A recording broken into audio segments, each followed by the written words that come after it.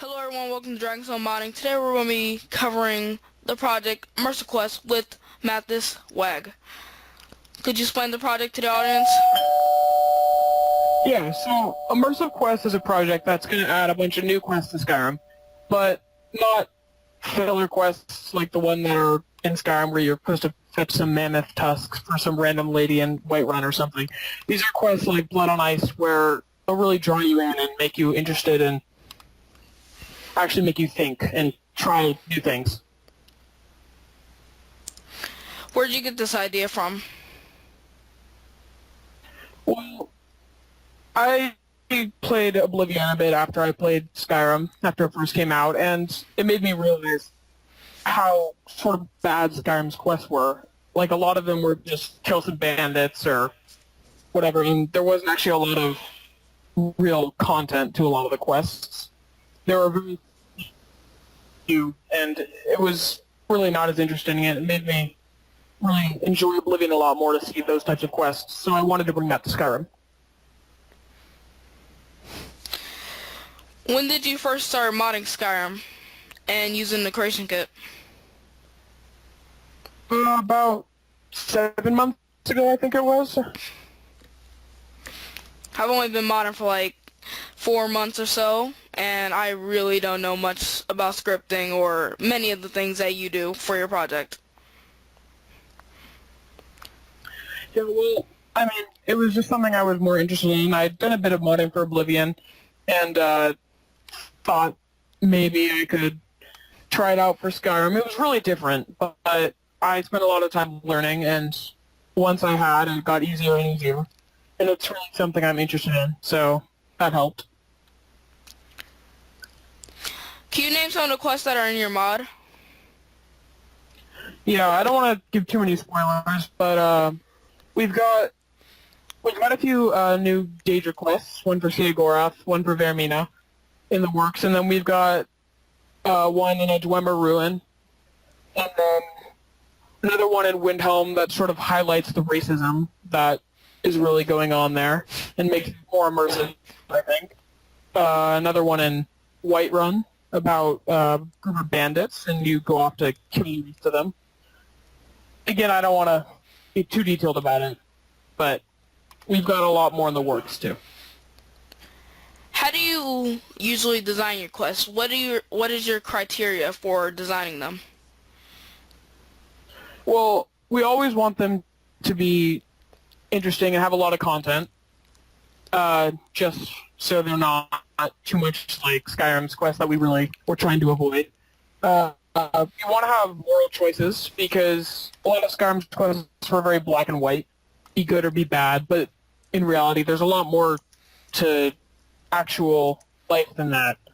And we want to allow the player to have plenty of freedom of choice. If you want to just kill the quest giver and fail the quest, you can do that. You can try a lot of things, and there are a lot of hidden options. So maybe you think that you can't do something, you try it, and it turns out you actually can. And that really gives a sort of replayability to the quests. How do you think the project Immersive Quest will affect the way people play the game? Because as you know, many of the quests that have came out for the game have been very immersive, very lore friendly, and have expanded the game so much. Well, hopefully they'll expand the game too. I mean, it is called Immersive Quest, so they should fit in. But it should be something where you play the game and you come across one of these quests and it just enhances your experience and makes you really need to sort of think about stuff. Not everyone is a role player, but if you are, then the quest should be very difficult and have a lot of dilemmas and be something very memorable. Can you tell me about the team that's behind Immersive Quest? I'm curious about what they do with the project. Yeah, so we've got a lot of people now, a lot of specialized people. They're all really, really talented. I'm surprised I actually got so many people on the team. I didn't really think there'd be that much interest in this project, but we've got some modelers, some texturers, a bunch of level designers. Those are all really talented. We have Jack, who does public management, some audio engineering, which he's really amazing at. We've got some composers, the concept artist, he's really, really good. I could never be that good at art. And then we've got me, who does quest design and scripting, and another spell creator and scripter. What do you look for in team members so later down the line when you do need more people for voice acting and modeling, they'll know what they need to do? Well, for now we've got enough money, I think, but if we do need more, it has to be quality work. But we're not looking for something that's incredibly new, someone who's new to modeling or something.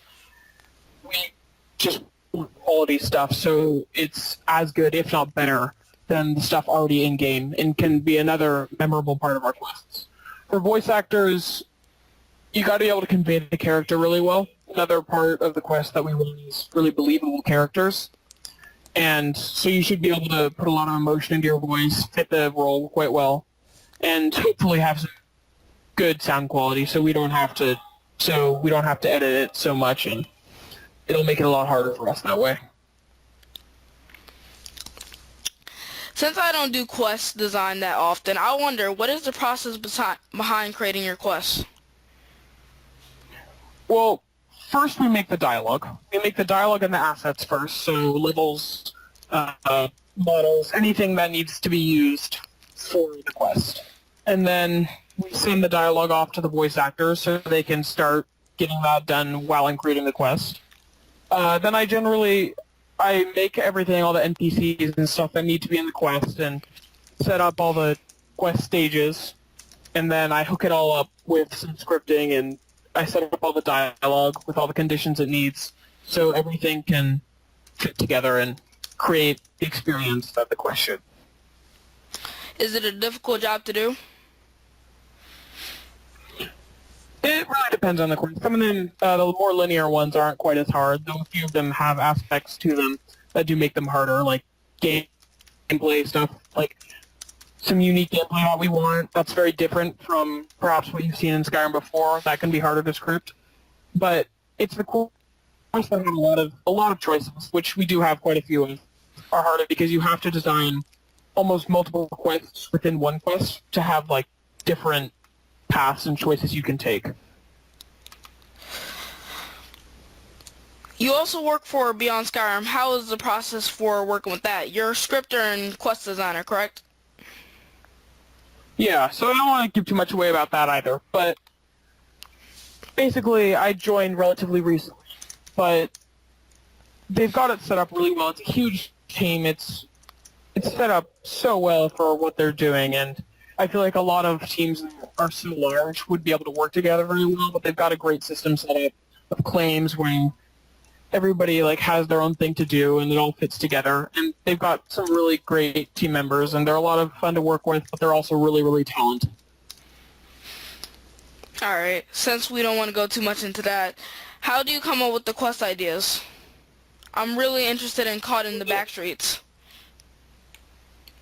Thank you. That one was my idea, though a lot of them aren't. Some of them, we've got some quest writers and dialogue writers. They come up with some really awesome ideas, but also we let the community send ideas to us. So if you've got an idea for a quest that you think would be great in-game, then you can just PM it to me either on the forums or mail it to me or something, and I'll take a look at it. If it's interesting, then I'll send it to my quest writers and they'll refine it. So they might make it fit the values for Immersive Quest more, or any plot holes or lore issues, they'll fix those. What is your motivation to keep going with your project? As you know, I have had many other projects that I've decided to do but have not finished because of loss of motivation or something like that. Yeah, motivation, it's hard to keep up sometimes, especially when you've got something going on in real life. But, I mean, the community's given a lot to me. They've made so many fantastic mods, and the community has been really supportive of me and my other mods. And so I really want to give back to them. Besides, it's a mod that I want to see in my game, so it's not just for everybody else. It's also for myself. Also, I don't want to let down my team. We're a close-knit team. We've gotten to know each other, and I never would want to let them down like that, especially for all the work they put into the game. I have to ask a question that everyone's probably wondering once they heard about the project. When do you plan on releasing it? Well, I don't want to give a concrete release date because that's sort of been the bane of a few projects I've seen when they can't meet it. Besides, modding it's a hobby. We don't get paid, and we've got real lives too. But I think sometime 2015 is what I'm going for, though it's not guaranteed. It all really depends on our lives, anything that comes up. Do you think the hype for the mod will sustain till then? I hope it does. I mean, as long as we keep pumping out good stuff, like the amazing levels my team has been making and the quests I've been making, I think it should. I mean, I hope it does. I hope so too, because from what I hear, it sounds like a very good project. Thank you. Is there anything else you would like to say to the audience watching? If you're at all interested in modding, if you ever want to create your own thing, don't hesitate to jump in. It's going to be hard to learn, but once you do learn it, you'll be very capable, you'll be able to do what you want to do, and it's so satisfying to see what you've made in-game. Thank you for being on the show. Sure. Glad to be here. Alright.